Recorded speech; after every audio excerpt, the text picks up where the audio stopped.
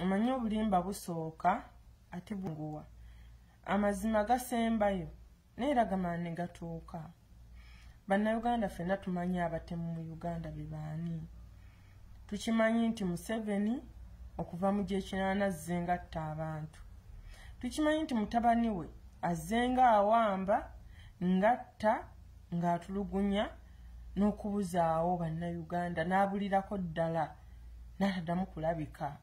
Okugeza nga ba John Bosco Kibalama, ba Kanatta, ba John Damulira bangi abaana babuzibwawo. Ne tubeera ne ono Mpuuga alina omulambo gwa Sseggirinya mu ttaka. Bannayuganda Mpuuga ye yatta Sseggirinya nga muvudde mu by'okwebuzaabuza nti oba tetumanyi kigenda mu maaso. Mpuuga yatta Sseggirinya ng'ayambibwako akakiiko k'Emmengo akakulemberwa Mayiga ne Banyarwanda banne. Mpuuga yatta Sseggirinya. Ekyo tekiriiko kubuuza. Okitegeera? Era Mayiga nga yeekwese Mmengo nga yeekwese nti mukozi wa Ssaabasajja Kabaka ye yamulonda era afubye ennyo kitukakasa. Mpuuga alina omukono ku baana ba Buganda abawambibwa abali mu makomera ba Kireewo Kivumbi, ba General Gaddafi, baani ba Simaati, ba Machete, bonna abo Mpuuga, Mayiga, Museveni, Muwoozi be bali emabega w'okuwambibwa kw'abo abantu era be babasiba. N'abaana abafiira mu makomera bonna abo Mpuuga be babasiba. Tekiriiko kubuuza. Abantu abattibwa e Masaka abatimwatimwa ebijambiya yali Museveni ne Mpuuga be batimaatima abantu e Masaka ne basiba omusango ku Sseggirinya basobole okumutta. Ekyo tekyaliko kubuuza. Kati bannayuganda ekintu kino kigenda kiryaffe tukimanyire nti bajja kukwata omuntu waffe bamuteeke mu kkomera tutandike free gundi. Twava ku Machete twamwerabira, Bobi Wine twamwerabira, ne tugenda ku Gaddafi mbabo twabeerabidde, tuli ku Eddie Mutwe mpaka ddi bannayuganda bwe tugenda okukoowa tugambe nti tukooye free gundi.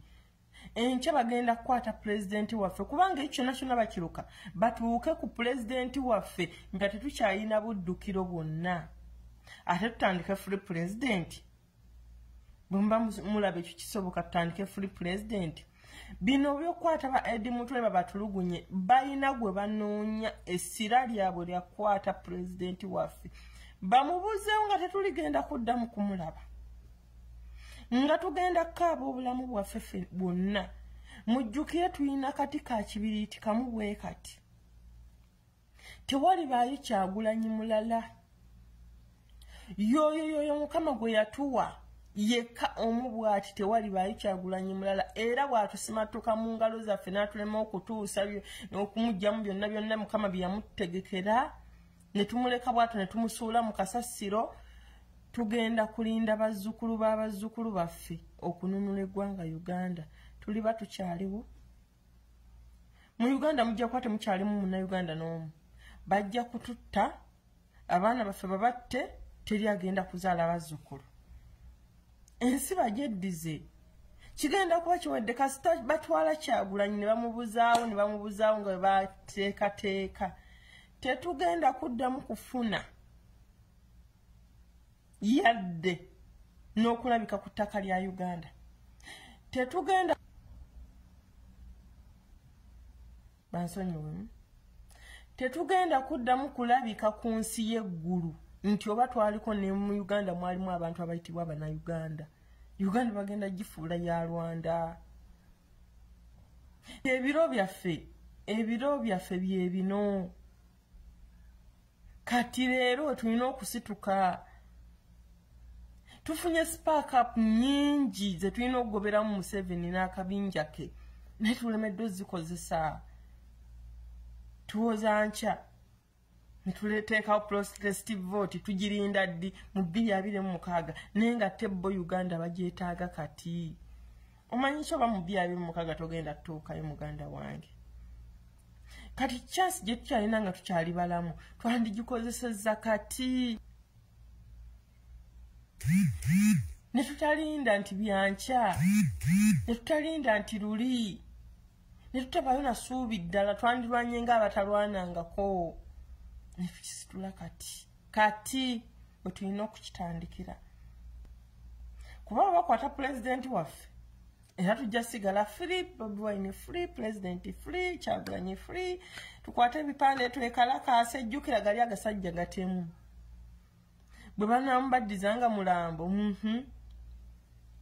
mujja kulwana abanaffe tujja kufa tujja kusituka nekijja kuba kiwedde nga pulezidenti waffe bamutugjeeko nga tetukyalina buddukiro anajja omulala mumwesiga mutya nti agenda kuba n'omutima omwerufu ng'ogwa Kyagulanyi anajja omulala tujja mugoberera atuuke yattunde nga Mmawu atuuke yattunde nga Babesigye atuuke yatutunde nga abalala bazze nga bakola omuntu yekka gwe twafunamu ensa ye Kyagulanyi teyalina muluvu teyalina mululu gwa ssente yali talina kyayagala yali yeetaaga kutereeza nsi ye nange omunaku asembayo ow'owansi nfune eddembe lyange ngamba bannayuganda akaseera kaffe ke kano tetulinaayo nkya tetulinaayo luli tulina leero kuba obwenkya tetumanyi nyinza ozuuka nga situnula nga nafudde gw'omanyi olw'enkya lwekikutegekedde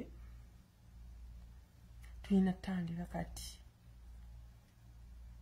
omutemu Mpuuga Museveni Muwoozi Mayiga bano abasigadde essanja jjerere tunyumya abatemu abakulu ab'oku ntikko Mpuuga Museveni Muwoozi Mayiga be batemu kati buli omu alina ky'osobola okukola ewa Mpuuga tandikira awo alabye ku mwana wa Mayiga tandikira awo